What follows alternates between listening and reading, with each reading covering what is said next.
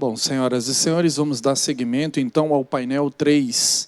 Ouviremos o tema Transação Tributária Sustentável, Instrumento de Justiça Fiscal e Socioambiental e o Futuro das Resoluções de Conflitos Complexos, que tem como objetivo de discutir o potencial da transação tributária como ferramenta moderna para estimular comportamento sustentável por parte de contribuintes. O painel também abordará experiências práticas, propostas legislativas e desafios jurídicos no campo de negociações complexas e acordos judiciais. Convidamos para compor ao palco as seguintes autoridades: a Procuradora-Geral da Fazenda Nacional, a senhora Annelise de Almeida. Convidamos o senhor João Henrique Grunet, Procurador-Geral Adjunto da Dívida Ativa da União e do FGTS. Pode vir tranquila, calma. Está tranquilo. Convidamos o José Roberto Peixoto, diretor da Câmara de Mediação e de Conciliação da Administração Pública Federal. Convidamos o senhor Alexandre Arnone, presidente do Instituto Global ESG e do Movimento Interinstitucional ESG na Prática. Convidamos a senhora Priscila Faricelli de Mendonça, sócia da Demarestes Advogados. E o nosso moderador será o nosso, então, Sóstenes. Por gentileza, com a palavra. Obrigado, meu amigo. Só, doutor Alexandre, eu acho que reforçar aqui a doutora Alexandre Arnone. Enquanto isso, eu quero já iniciar pedindo perdão aí pelo atraso. O evento está numa sequência bem intensa, mas esse painel é um painel de extrema relevância. Eu diria, um painel que motivou muito as discussões para a implementação do evento do dia de hoje, para a implementação do acordo de cooperação com a própria AGU e a sequência da conexão com a Sejam, com a Pronaclima e tudo mais. Então, de fato, eu queria nortear aqui um pouco. Cadê? Tem uma apresentação? Por favor.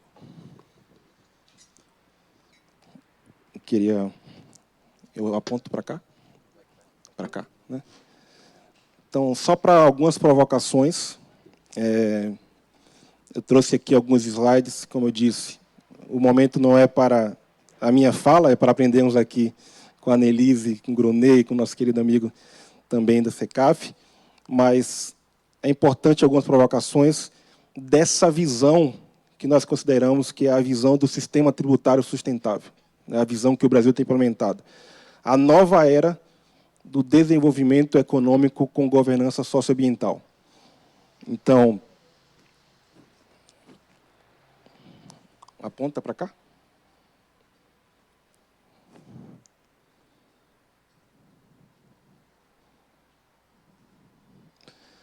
Bom, nós queremos trazer brevemente uma linha do tempo aqui, que é justamente a nossa Constituição, a Carta Magna Brasileira, que, a partir dela, trouxe aí diversas reformas conjunturais no sistema tributário. Estamos vivendo essa transição no momento atual. E queremos citar aqui o Código Tributário Nacional, que é uma lei de 1966, para, a partir dele, trazer dois marcos, né? O marco da lei que regulamentou a transação tributária, então ela veio em 2020, então perceba aí que praticamente 40, 50 ou 60 anos após que nós conseguimos essa lei, então percebe o ganho que foi isso no ano de 2020. Eu quero trazer, no âmbito da linha do tempo, 2023, que é uma portaria que a AGU traz ali e consolida no âmbito já normativo dos atos administrativos da AGU, os fatores de ESG na transação tributária. É uma portaria emblemática, uma portaria que traz ali, de fato, um novo momento para a entidade. E agora, se transformando ou se consolidando no âmbito legislativo com a lei do PATEM, né, que é a lei que justamente consolida a transação tributária sustentável. É uma inovação que veio criando o programa de aceleração da transição energética, mas ele, de forma consorciada, fez uma alteração na lei que regulamentou a transação tributária sustentável. E essa alteração trouxe ali, de fato, uma nova vertente que, independente, inclusive, do programa PATEM, ele alterou a lei que regulamenta a transação tributária sustentável. Nós trouxemos aqui que isso já é público e notório, a imprensa tem tratado cada vez de forma mais latente disso, então tem aqui matérias do Terra, do Estadão, do Valor Econômico, da própria AGU, trazendo esse olhar para o empresariado de que o ESG não é custo para a empresa, ele pode trazer, de fato, benefícios e pode, sim, ser colocado na estratégia, desde a prevenção até também na solução dos conflitos.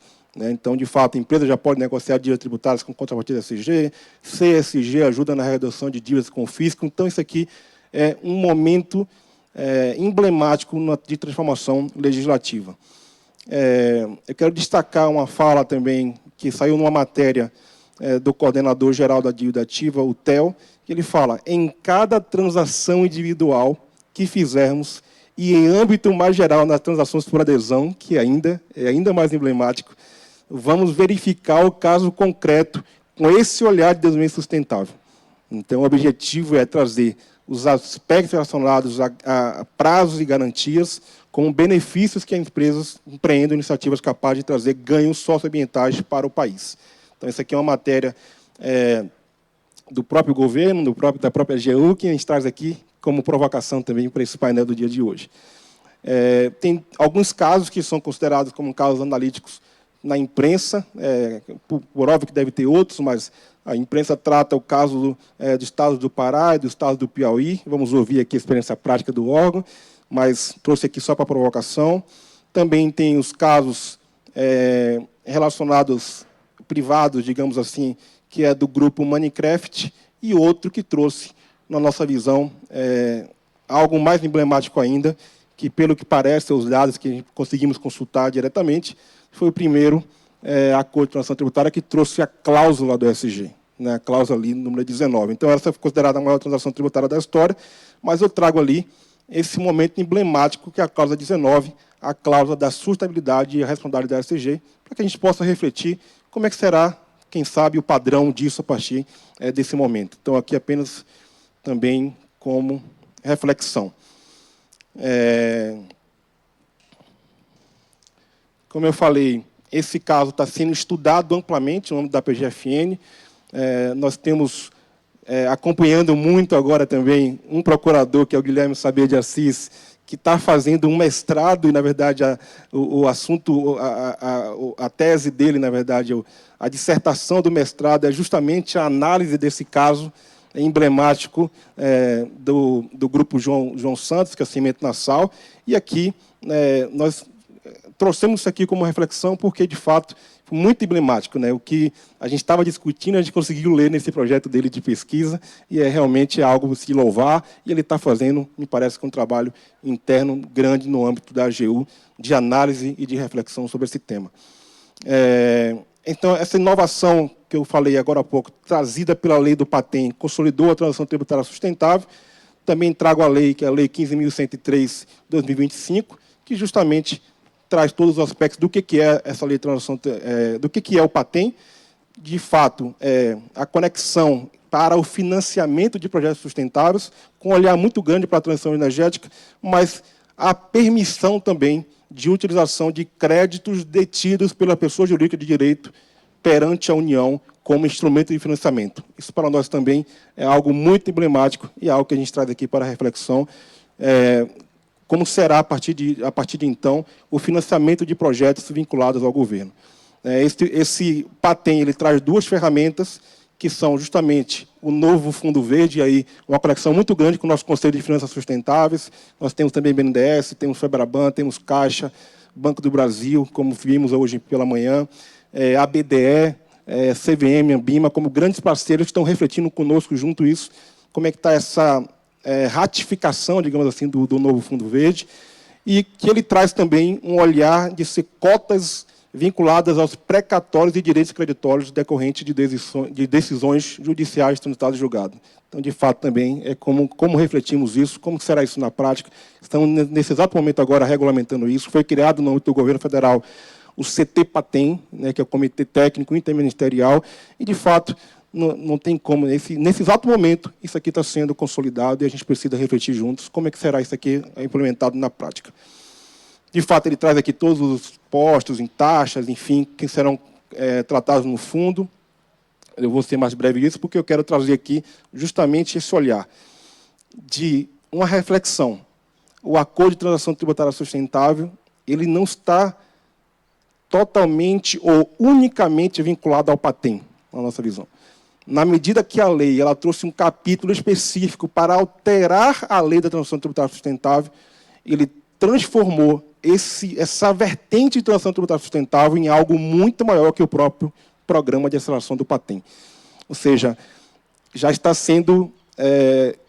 vigente o Acordo de Transação Tributária Sustentável. Ele não depende da regulamentação do CT-PATEM ou do próprio Programa de Aceleração Tributária, na medida que essa lei, ela de fato alterou de forma autônoma a lei de transação tributária. Essa é a reflexão que a gente quer trazer aqui também, de que maneira, na linha do tempo relacionado à transação tributária, como ela consolidou a própria portaria de 2023, trazendo isso de forma muito rígida e tudo mais. Então, não vou abordar mais aqui os outros detalhes, eu vou deixar essa apresentação depois disponível para todos os interessados, no âmbito, inclusive, da Escola Superior de Advocacia, que está aqui hoje.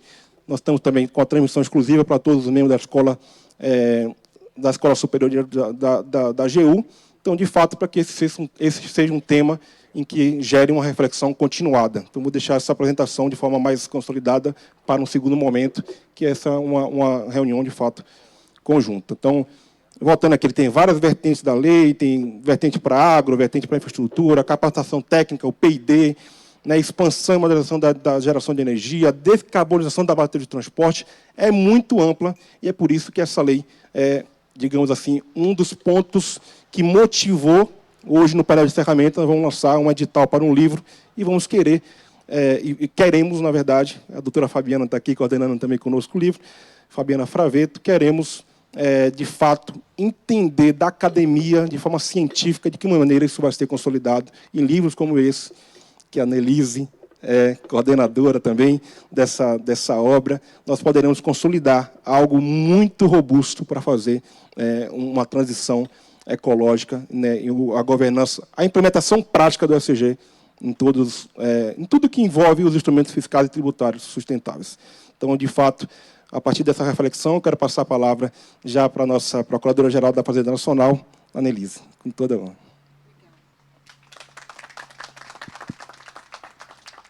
Obrigada, Sóstenes. Boa tarde a todos e a todas. É um prazer estar aqui, uma alegria. Um cumprimento, uma saudação especial ao Alexandre, ao Fórum Global ESG, pelo convite, pela oportunidade. Um agradecimento ao ministro Jorge Messias e à Leila por ter nos convidado e nos dado essa oportunidade, a mim, ao João e à PGFN, para falar sobre um assunto que a transação tributária é, sem dúvidas, a política pública de fiscalidade mais bem-sucedida dos últimos anos. A gente teria muitos assuntos para falar, e da tua apresentação, que ficou excelente, eu vou pegar alguns pontos e vou começar falando especificamente sobre a transação. A transação é um instituto jurídico. Eu sempre digo isso, a gente está dentro da burocracia do Estado, né? A Procuradoria da Fazenda está dentro da burocracia. A transação surge como uma tentativa de resolver um problema de créditos tributários escritos em dívida ativa que eram considerados irrecuperáveis. Isso lá em 2017, 2016. E, a partir desses diálogos entre administração pública, academia, setor privado, a Procuradoria, então, propõe a transação, que nada mais é do que um acordo entre a administração pública, a Fazenda Nacional, e o contribuinte em débito. Mas não é qualquer contribuinte em débito, é um contribuinte que se recusa a pagar, ou que já foi cobrado e não tem como pagar. Essa é a lógica da transação da Lei 13.988. Com muita maturidade e com passo a passo, a PGFN amadureceu a transação tributária. e nós entendemos que a gente fazia mais do que um instituto jurídico da burocracia da Fazenda Nacional. A gente não é um na praia, mas a gente podia mudar o mundo também, com um instituto que era do direito. Quando a gente sai da nossa caixinha do direito e olha e fala assim, o que eu posso fazer com esse meu parecer para mudar o mundo? Eu adorei o Eduardo do Na Praia, quando ele disse, de manhã eu ligo para a minha equipe e falei, o que a gente vai fazer hoje para mudar o mundo? É mais ou menos o que eu falo para a minha equipe também. Só que eu sou procuradora, parece que eu estou limitada pela estrutura jurídica. Não, mas a gente consegue mudar muito o mundo. E quando você vê que você consegue mudar o mundo a partir de uma estrutura legal, de uma estrutura normativa, que a gente mesmo propôs e construiu e defendeu academicamente, no parlamento, dentro da AGU, dentro do Ministério da Fazenda, você faz transações, como a do Grupo João Santos, que eu tenho uma anedota para contar do Grupo João Santos, que é inacreditável. Logo em seguida que a gente fechou a transação, a primeira parcela da transação do Grupo João Santos, que era um grupo antiquíssimo no Nordeste brasileiro, um grupo que envolvia mais de 20 mil empregados sem receber há mais de décadas, eu encontrei um parlamentar no aeroporto em Brasília. E ele me disse, você não vai acreditar o que aconteceu essa semana. Eu estive num município da minha região e o comércio estava absolutamente aquecido. E a minha pergunta ao prefeito e aos políticos da região era qual era a parcela que o governo tinha liberado de recurso, de qual programa. E a resposta do prefeito foi a primeira parcela da transação com o Grupo João Santos. Impacto numa cidade inteira. Se isso não é ESG, eu não sei o que é. Quando a gente fez a transação com o Grupo João Santos, quando a gente criou a Lei 13.988, a gente tinha pensado nisso? Com certeza não. Mas quando você olha para a possibilidade da transação tributária em salvar empregos, em salvar a atividade econômica, em transformar a vida de empregos, de empresas, de aumentar a possibilidade do acesso ao crédito de algumas empresas por conta da regularidade fiscal. Tem um número muito impressionante. Até 2018, 2019, menos de 12% das empresas em recuperação judicial conseguiam concluir a sua recuperação judicial no Brasil. Por quê? Porque não tinham regularidade. Ou entravam na justiça para brigar e não ter que apresentar a CND, e, mesmo assim, os débitos com a Fazenda só aumentavam, ou os planos, o seu plano de recuperação não era sequer aprovado. Hoje, esse número passa de 40%. 40% das empresas em recuperação judicial têm regularidade com a Fazenda Nacional e têm, portanto, planos de recuperação absolutamente adequados e sustentáveis. Eu gostei muito da fala da presidente Tarciana, não é porque ela é minha presidente lá no Banco do Brasil, mas porque eu sou fã demais dela. Ela é acabativa exatamente. Quando a gente fala em ESG, e no banco a gente fala de ASG, não é só o ambiental. O social e a governança faz muita diferença. E eu vejo que a transação tributária tem um espaço muito, muito grande para estimular empresas a melhorarem a composição dos seus conselhos, melhorarem a composição da sua força de trabalho. Onde estão as mulheres nos conselhos? Onde estão as pessoas pretas? Onde estão as minorias? E a transação pode estimular um caminho que eu vejo com muitos bons olhos. Eu sei que a equipe fica louca quando eu falo isso. Assim, agora a gente vai ter que confirmar até se o povo está plantando árvore ou não. É isso que a gente vai fazer, porque a gente faz mais do que transação. Quando a gente fez a transação com a Companhia de Águas do Estado do Pará, eu não fiz uma transação tributária. Eu levei saneamento básico para 20 mil pessoas que não tinham esgoto na porta das suas casas. Por quê? Porque a gente regularizou as dívidas tributárias e a Companhia do Pará foi ao exterior, a um organismo multilateral, e conseguiu um investimento, pela primeira vez na história, com garantia da União, por conta de uma transação tributária feita com a PGFN. É isso que a gente faz. 6 bilhões de reais. É isso que a gente faz na PGFN. Agora vou deixar o João falar coisas mais sérias e só falar eu que fico falando só bobagem. Obrigada.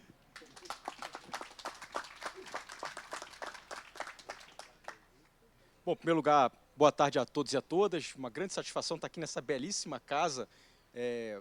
Agradecer ao ministro Jorge Messias pelo convite, ao Alexandre também. Muito obrigado. Um prazer enorme estar aqui para falar do assunto que tem permeado a minha vida profissional, acadêmica e pessoal há cerca de 5, 6 anos, né, que é a transação tributária. Eu tenho rodado esse país para falar disso, mas quando a gente soma esse assunto com o tema também de ESG, a gente precisa refletir, fazer uma reflexão sobre, olha, o quanto que a gente trabalha dentro dos nossos escritórios e o quanto que isso reflete em benefício do povo do nosso país. Isso é muito relevante. E aí eu quero trazer aqui uma ponderação e trazer 3 casos, 3 ou 4 talvez, específicos em que a PGFN se dedicou verdadeiramente a não só celebrar uma transação, mas também com uma preocupação declarada de a preocupação de ESG, né? São alguns casos que a Annelise já antecipou alguns, mas outros que eu também queria trazer aqui como uma novidade, né?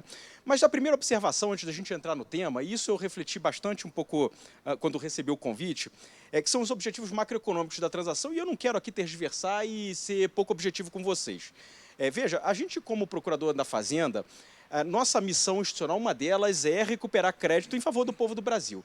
Essa é uma atividade social das mais relevantes que existe na nossa República. Perceba, todas as outras políticas públicas, seja qual for, educação, saúde, moradia, preservação do meio ambiente, dependem desta primária atividade social, que é a recuperação de ativos, que é a nossa forma de custear o Estado de maneira coletiva. Pode não ser a melhor maneira de ter o Estado, mas, sinceramente, não enxergo outra forma para a gente custear coletivamente como é que a gente vai prover o nosso povo com alimento, com segurança, com saúde e com bem-estar social. E a transação, ela tem, ao longo desses últimos 5 anos, cumprido esse papel de maneira muito especial. Bom, basta dizer que em 5 anos a gente conseguiu recuperar efetivamente 800 bilhões de reais. Veja, não são milhões de reais, 800 bilhões de reais. É um volume de dinheiro superior a muito projeto que custearia muitos anos de projetos sociais do nosso país. Em volume de débitos transacionados, a gente está falando de quase 900 bilhões de reais. É 3 vezes o PIB de países aqui da América do Sul. É um volume de recurso muito relevante para a nossa sociedade, para o povo que mora nesse belíssimo país que chama Brasil. Essa é uma primeira observação. Mas a segunda, que também está ligada ao social, e aí eu estou ainda nos objetivos macroeconômicos, ainda nem entrei aqui no que se pode fazer com a transação fora desses objetivos macroeconômicos, que é o seguinte: o que a gente manteve de empresa aberta e de família alimentada com a transação tributária é algo sem precedentes. E eu me recordo muito bem quando o país, esse nosso país, aliás, o mundo, o globo, passou pelo drama que foi o Covid-19, e a gente teve, por um lado, que superar um problema mundial gravíssimo, mas a gente teve, do outro lado, um instrumento, uma política pública adequada. Não fosse a transação, veja, não deixem de levar isso em consideração. Não fosse a transação tributária no nosso país, a Lei 13.988, como você trouxe,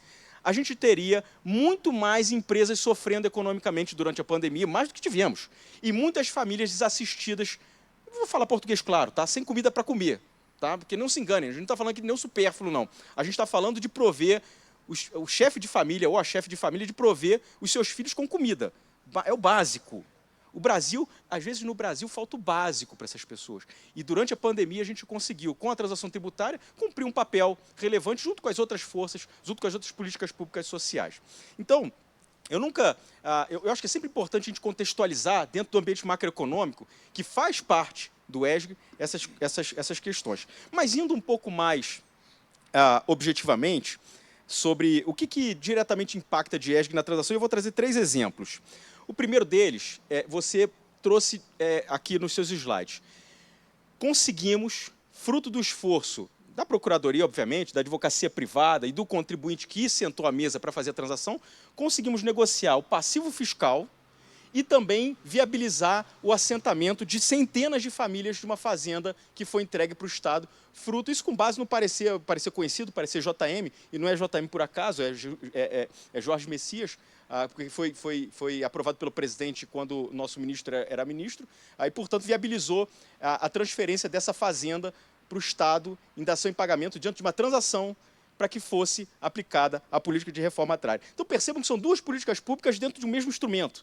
A gente ali não só viabilizou a superação da dificuldade econômica da empresa, viabilizou o ingresso de recurso financeiro para o Estado e viabilizou a pacificação da terra naquela localidade. Esse é o primeiro exemplo.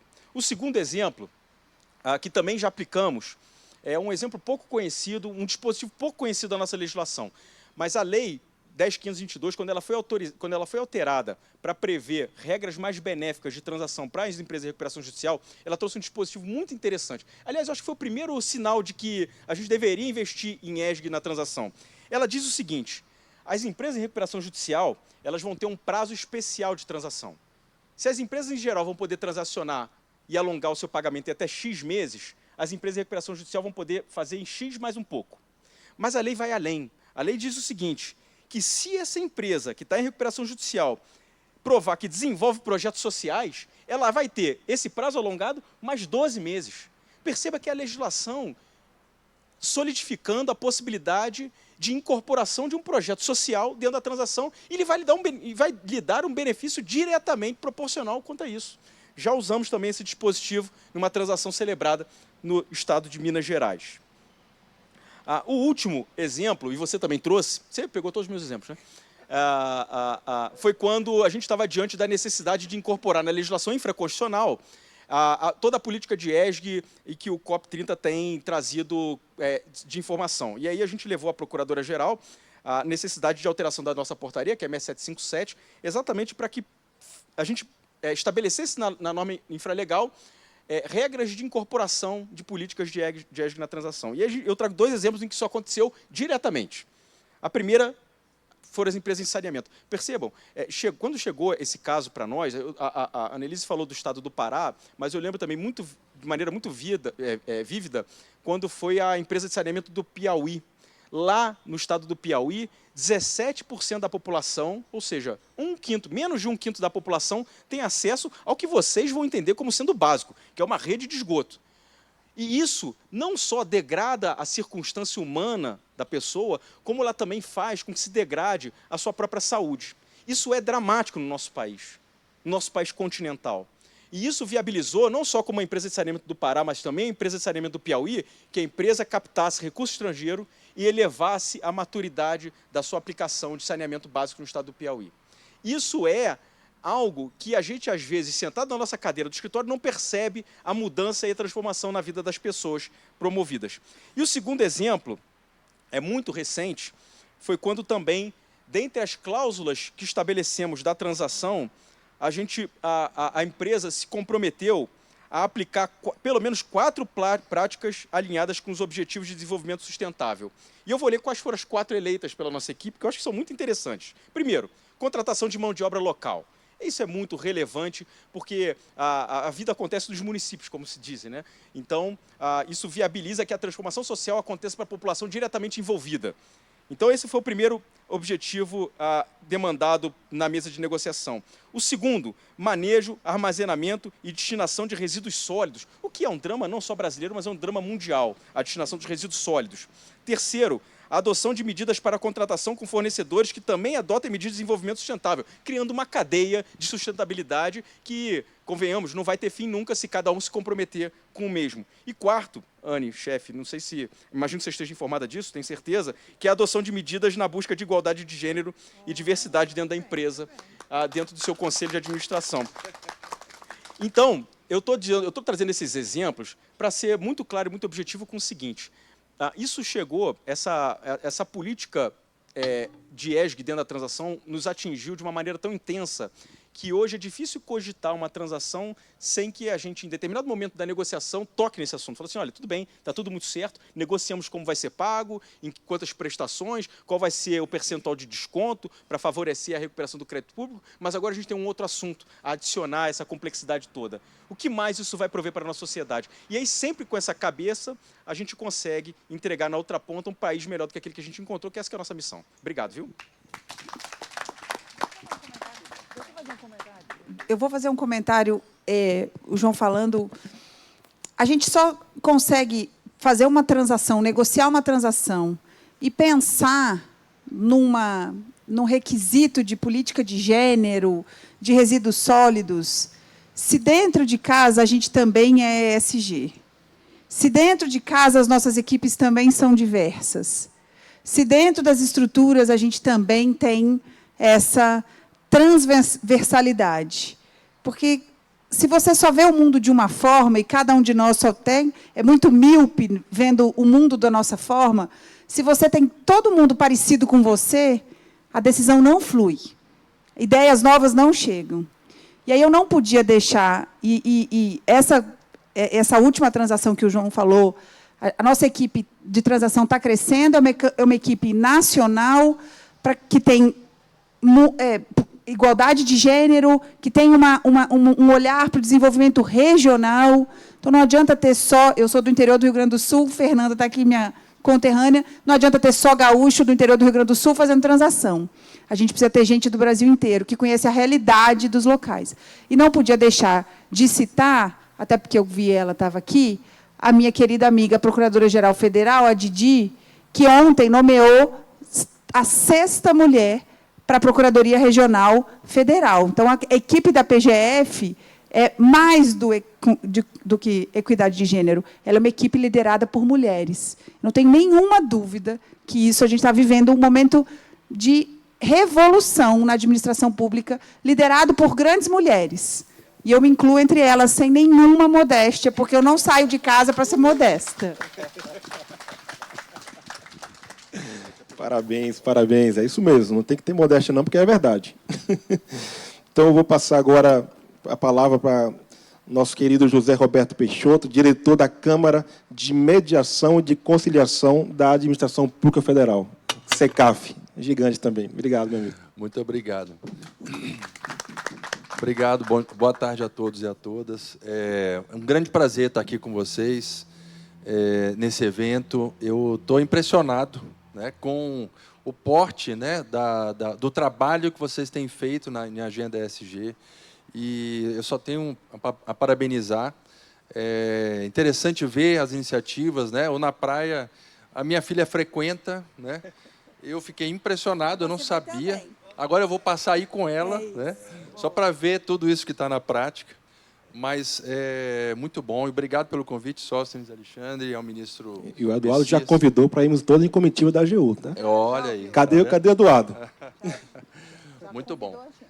Mas a minha proposta hoje não tem como a gente não falar, né, de solução de conflito, está dentro do nosso pacote. E quando a gente fala de governança e de sustentabilidade, não tem como a gente não pensar que a gente precisa fazer um futuro melhor para que as trocas de mercado aconteçam de uma maneira muito melhor. Sejam elas entre privados, sejam elas com privados e com a administração pública. E é muito dentro dessa linha que a SECAF tem se comportado atualmente. A SECAF é a Câmara mais antiga de consensualidade, de conciliação da administração, eu diria como um todo, não só da federal, mas estados e municípios, e ela tem sido um guia para essas entidades que se propõem a tratar a autocomposição com um formato de mediação.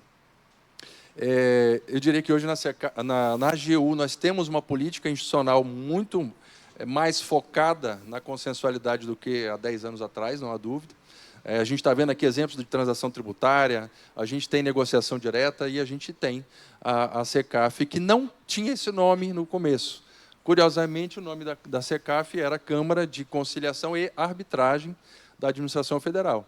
Mas a arbitragem nunca foi feita dentro da SECAF. E o que acontecia é que, no começo, as pessoas procuravam a SECAF para um parecer. A gente está falando aqui o dia inteiro sobre lógica de incentivos normativos e econômicos. A gente teve que mudar o nome da SECAF para transformar a SECAF numa Câmara de Autocomposição. Então, a gente mudou o nome da SECAF em 2019, ou em 2020, para a Câmara de Mediação e Conciliação, justamente para mostrar para as partes que elas teriam que vir para a SECAF com disposição, com voluntariedade, para sentar numa mesa de negociação. E não esperar que alguém decida por ela, né, ou por essas partes. E o primeiro desafio que a gente enfrenta, né, quando a gente vai falar sobre mediação, é que a gente não lida com instituições na prática. A gente não lida com empresas ou grupos econômicos. A gente lida com pessoas, né?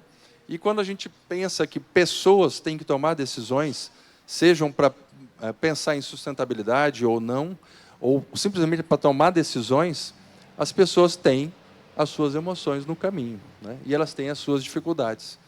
Então, toda vez que a gente convida alguém para vir para uma mediação na SECAF, a primeira coisa que aparece no imaginário dessa pessoa, geralmente um gestor público ou um gestor privado, é como é que eu vou me comportar nessa mesa, né? Quais são os desafios, né, de preparação para uma mesa de mediação? Quais são os riscos que eu tenho de sentar numa mesa de mediação? Eu tenho riscos para o meu direito, que eu estou indo lá negociar? Será que eu vou ter que ceder aquilo que eu não quero? Será que eu preciso de um advogado, né? E aí vem o advogado junto, e aí as perguntas do advogado são muito parecidas, né? Como eu me comporto numa mesa de negociação, né, de mediação, como eu me preparo e como eu assessoro o meu cliente, né? E mais, será que eu posso fazer concessões, pensando que eu estou fazendo defesa de direito público, teoricamente indisponível, né? Eu tenho que abrir mão de teses jurídicas. Todas essas dúvidas permeiam o processo de tomada de decisão de todo advogado e todo gestor público que vem para a SECAF, né? E aí a gente pensa em lógicas de incentivos econômicos, e aí pegando um pouquinho a carona com a análise econômica do direito, os economistas, né, dizem, e já foi dito aqui pelo Breno Vasconcelos, que os agentes econômicos eles respondem a incentivos, né? Ou seja, os incentivos importam. E, na minha visão, eu não tenho nenhum estudo para demonstrar isso, mas a norma constitucional da garantia do acesso ao judiciário criou uma arquitetura de escolhas que nos leva, ou nos levou nos últimos 30 anos, desde a Constituição de 88, a achar que todo e qualquer conflito que tivesse diante de nós teria que ser solucionado por meio do judiciário, né? Além disso, né, os incentivos institucionais e acadêmicos, né, até agora há pouco, eram de a visão muito processualista, né, a visão do processo civil, a visão do processo penal, do trabalhista. Ou seja, nós fomos levados a ter incentivos distorcidos quando a gente pensa em estratégias para a solução de conflitos. Além disso, os incentivos normativos e econômicos para a inovação na administração pública também têm distorções, porque, normalmente, você tem um gestor público que tem menos qualidade remuneratória, qualidade de estruturas, qualidade de escolas de governo. O gestor público que tem que tomar decisões de políticas públicas, ele tem menos estrutura do que um órgão de controle que o fiscaliza. Então, você tem uma lógica de incentivo distorcido na medida que em quem fiscaliza tem mais estruturação e tem melhores salários e tem melhores condições de trabalho do que quem toma a decisão efetivamente. E isso nos leva, né, a uma pobreza na inovação, uma pobreza na atividade criativa do servidor público para tomar decisões diante de conflitos em políticas públicas, né? E aí a gente vem para o fenômeno do apagão das canetas, que é uma tônica que a gente enfrenta em todo o nosso dia a dia dentro da SECAF, né? E aí, claro, a gente entende que corrupção e covardia andam muito juntas, né? Quando você pensa em fuga na tomada de decisão e na vontade de terceirizar o conflito para o judiciário, que é o caminho geralmente mais fácil. Mas, enfim, nós temos aí ferramentas para tentar contornar e superar esses problemas, né, com um sistema, agora, eu diria, bastante consistente, né, denso, de meios consensuais, né? Nós temos aí um CPC que trouxe inovações desde 2015, a própria lei da mediação, a LINDB também trouxe, além das legislações de transação tributária e de outras leis que tratam dos acordos envolvendo a administração pública. Isso tudo forma um ferramental para a tomada de decisão que ajuda a administração a se posicionar melhor em mesas de negociação. É claro que, para nós, negociação e mediação são atividades essencialmente técnicas e que precisam de conhecimento sobre como se preparar, como sentar e fazer um frame numa negociação, né, como vender uma ideia numa opção, né, gerada numa mesa de negociação. E, é claro, não se pode falar em sustentabilidade sem pensar em segurança jurídica e sem uma lógica de incentivos que estimulem o cumprimento das condições acordadas em acordos. Então, a ideia que a gente traz dentro da SECAF sempre é de estímulo à inovação, pelos gestores, né, com geração de opções, né, o máximo de geração de opções numa mesa de negociação é o essencial, é o estratégico, e ao advogado uma atuação estratégica, não pensar em solução de conflito com um mecanismo só. A gente tem aí uma indução, e aí a gente entende que um futuro, né, do assessoramento jurídico negocial é o uso de um sistema multiportas com equilíbrio, né?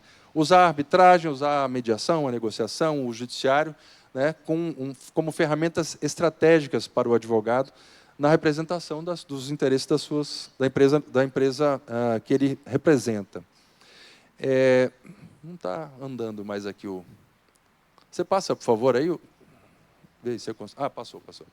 Então, dentro da AGU, a gente tem um sistema multiportas, né, hoje, que está representado com um perfil gerencial pela Resolve, o decreto 12091. Né? A SECAF faz parte desse conjunto, junto com o PGFN, com o PGU, com o PGF, com todos os setores, SGCT, né, todos os que praticam negociação dentro da AGU estão dentro, né, da Resolve. Né. A lei de regência da SECAF é a lei da mediação, a lei que a gente utiliza, né, como ferramenta de funcionamento. A gente usa a Lei 13.140 como um mote. A gente teve, inclusive, que reinterpretar quando a gente assumiu a gestão da SECAF para pensar como é o melhor formato da mediação. Né? O melhor formato está representado nessa portaria normativa, que é de 2025. A gente já trabalha na ideia de um decreto para regulamentar o capítulo 2 da Lei da Mediação há pelo menos 10 anos, né? Mas não conseguimos até hoje, né? E a solução foi uma portaria normativa para dar essa solução. Bom, sobre a atuação da SECAF, né? A gente tenta trabalhar, a gente trabalha como mediadores numa perspectiva de um procedimento formal, porque tem efeitos práticos, né, jurídicos em relação à suspensão de prescrição, no procedimento de mediação, mas a lógica de trabalho dentro da SECAF é de procedimento muito fluido, né, com uma base de informalidade e oralidade nas primeiras etapas. Né, a gente não pede documento, pareceres, porque isso engessa as negociações. Né, a gente precisa trabalhar com perspectiva de liderança, né, e com planejamento estratégico para que as conciliações e as mediações aconteçam. Né, e, é claro, né, com fundamentação em brainstorming de interesses. A gente usa muito as técnicas de negociação lá do modelo de Harvard, né? A gente usa muito o ferramental da análise econômica do direito para incentivar as partes a saírem do jogo e virem para a cooperação, né, na busca de soluções. E, claro, não se pode falar em sustentabilidade sem preocupação com a accountability. Né? No final das contas, uma decisão da administração pública tem que ser uma decisão bem embasada, segura juridicamente e execuível também. Exemplos, vou trazer só mais para a gente fechar, só alguns exemplos de casos de conflitos, né, que a SECAF atua, em que a SECAF atua. Eu posso dizer que a SECAF é o órgão mais transversal em termos de autocomposição dentro da estrutura da AGU, porque a gente lida com todo tipo de conflito que envolva a administração direta e na administração indireta. E dentro desses conceitos, a gente trata de conflitos estruturantes, conflitos ambientais, conflitos econômicos, né, e casos extremamente complexos e multipartes que a gente tem que conduzir com toda aquela perspectiva de dificuldades em tomada de decisão. Né? Alguns exemplos de conflitos estruturantes estão aí na tela. Né? O Campo de Marte, né, foi um caso que a PGFN atuou também muito próximo, porque precisava de uma decisão do Ministério da Fazenda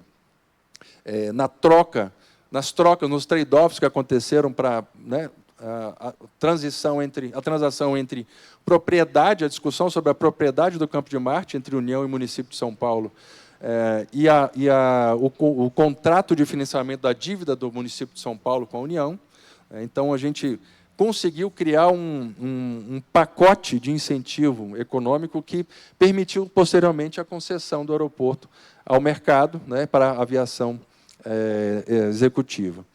Mais recentemente, o acordo entre a Eletrobras e a União, né, um acordo que envolvia aí uma questão de sustentabilidade de uma política pública de energia com conteúdo muito social. A União precisava ter um pouquinho mais de voz dentro da empresa, ela tendo sido privatizada, né, há pouco tempo, e a gente conseguiu sair com soluções também muito interessantes que permitiram uma melhor representatividade do Ministério da Fazenda dentro da empresa de energia elétrica. Conflitos ambientais indígenas também passam pela SECAF, né? São alguns exemplos aí. O caso do Zaxaninca, né, que envolvia desmatamento nos anos 90, conflitos muito longevos que a gente resolveu. O caso do assentamento Jonas Pinheiro também, que resolveu questões entre INCRA e IBAMA, para tentar desburocratizar a questão ambiental e permitir tomada de recurso público, né, para plantio nesses assentamentos do INCRA. Conflitos sociais, né? Aí um caso que foi muito bem trabalhado com a participação também da PGFN e da PGU, que envolveu aí o caso Varig, né? Um conflito que envolvia aí milhares de trabalhadores, né, e de beneficiários de um plano de previdência, né, valores que envolviam cobrança de FGTS também por parte da PGFN, né, e foi possível a gente fechar esses dois acordos. O segundo acordo foi fechado pela própria PGFN, mas muito baseado no primeiro acordo que foi fechado com a presença da PGU também, né, envolveu a massa falida da Varig, resolveu a questão da liquidação, a falência da Varig, né, ou pelo menos endereçou, né, uma possibilidade de pagamento de boa parte das dívidas da Varig. Esse foi o maior caso que a gente trabalhou, também com a participação do Ministério da Fazenda e da Caixa Econômica, né? O Geniê está aqui, né, testemunha ocular, né, dessa solução, uma solução multibilionária, né, que equacionou uma política pública de pagamento, né, aos agentes de mercado, aos agentes financeiros, do sistema financeiro de habitação, aí, com os contratos de cobertura do FCBS. Esses contratos eles deveriam estar sendo renovados, né, há muito tempo, numa velocidade muito maior, porque essa política pública se encerra em 2026, né, e haviam alguns gargalos na interpretação da legislação aplicável aos PS aí por parte da Caixa, da Controladoria Geral da União, do Tribunal de Contas e do próprio Tesouro Nacional, e a gente conseguiu, né, equacionar isso num acordo interpretativo, né, no final das contas, que foi levado à anuência do TCU e permitiu que a política pública fosse totalmente redimensionada e cumprisse o seu papel muito antes do prazo. Pelo menos 80% dessa política pública foi, né, equacionada de forma sustentável com esse acordo. Por fim, a SECAF, como órgão de autocomposição, aí já conseguiu superar, aí já tem 2 anos e meio essa matéria, mas a gente já conseguiu superar os 350 bilhões de conflitos resolvidos, né? Uma prática extremamente exitosa, né? Dentro da AGU. Né? E, curiosamente, quando a gente vem, né, para concluir, quando a gente vem para um evento que fala de ESG, a gente pensa, mas como é que a SECAF, né, se adequa, como é que ela está dentro da agenda, né, ESG. E aí, quando a gente vai verificar, a gente está totalmente, né, inserido nesse contexto de ESG, né, de governança. A gente consegue, com os acordos, promover mais transparência e accountability para a solução de conflitos, né, com redução de litigiosidade, com redução de custos sociais, né, e de externalidades nos acordos, né, por meio né, do estímulo à cooperação interinstitucional, né, e, com isso, melhorando políticas públicas e a eficiência na gestão pública, né. No contexto social, né, com a promoção da cultura do diálogo entre o Estado e a sociedade, a SECAF está aberta para a solução de conflitos, a mediação de conflitos do particular com a administração, né, isso funciona desde 2019, e agora a comportamento normativo está bem disciplinado, né. E aí, na agenda ambiental, a gente consegue, né, trabalhar, como eu mostrei em algumas situações, né, de apoio a políticas sustentáveis de meio ambiente, dentro do contexto da agenda ESG. Então, para resumir, a SECAF consegue fortalecer pilares da política ESG no setor público, né? Ela consegue trazer soluções sustentáveis éticas e eficientes, né, com um diálogo, com redução de assimetria informacional na mesa, né, estimulando a cultura, uma cultura na mudança, né, de perspectiva sobre solução de conflitos, né, uma cultura institucional, né, para a solução de conflitos, com inovação e com responsabilidade, né, e ela acaba contribuindo aí para a ODS 16, né, com a transformação das instituições e buscando maior pacificação de conflitos de uma maneira muito mais controlada e sem delegar para terceiros, né, as incertezas da tomada de decisão. Bom, era isso que eu queria passar para vocês. Obrigado a todos. Fico à disposição.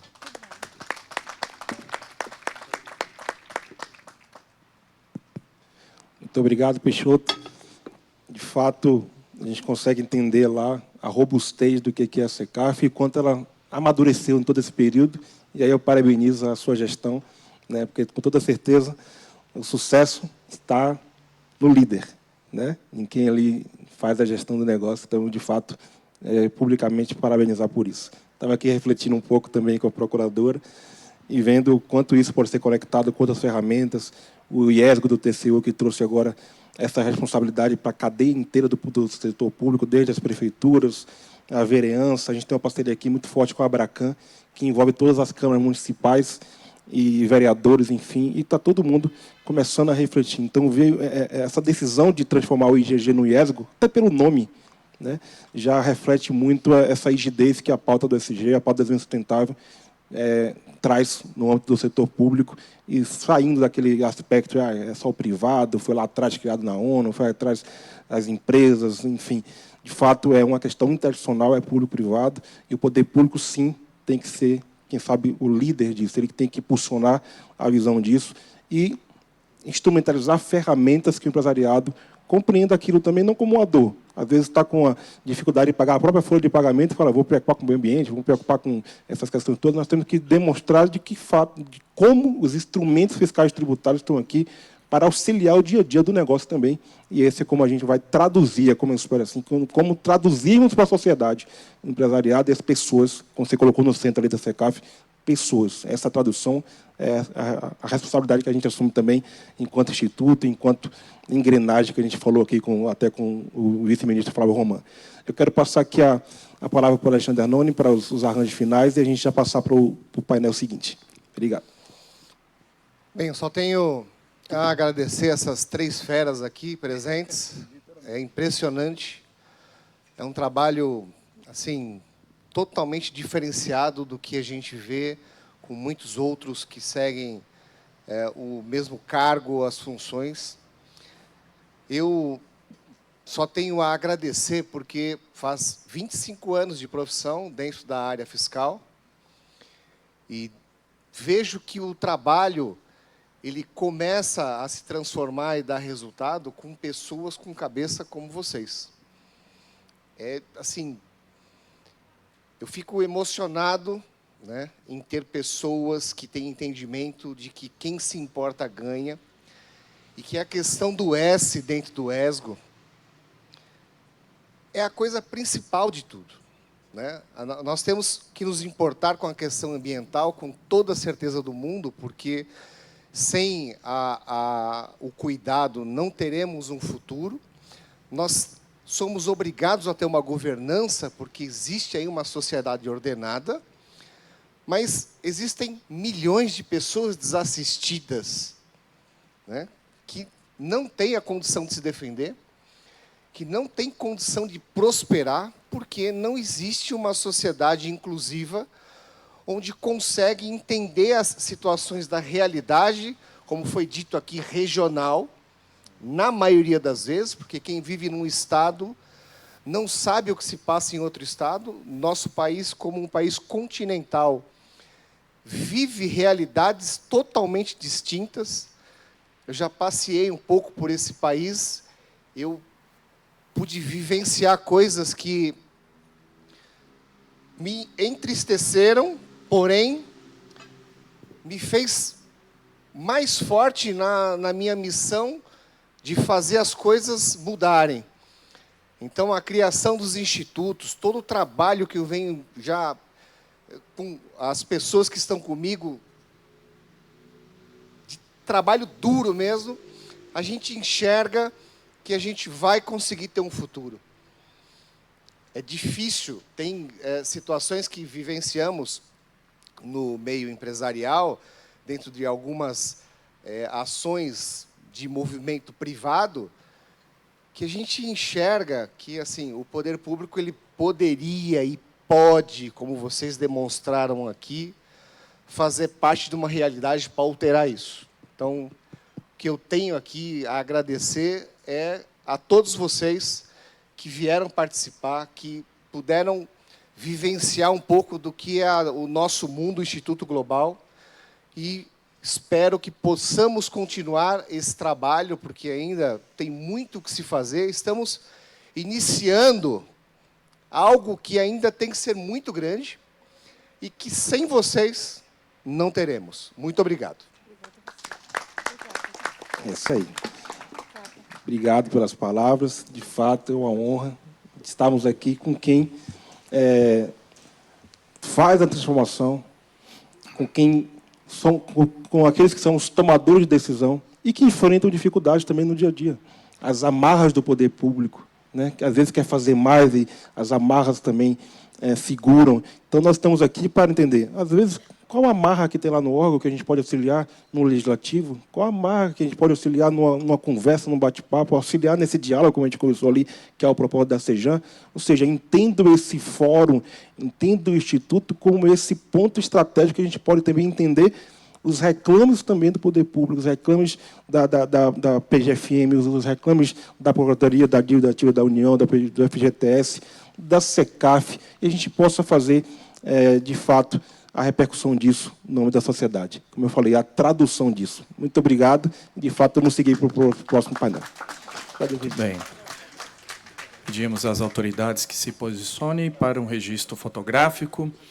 A organização do nosso encontro informa que logo no final da nossa programação nós teremos um happy hour e contamos com a presença de cada um dos senhores no final da nossa programação.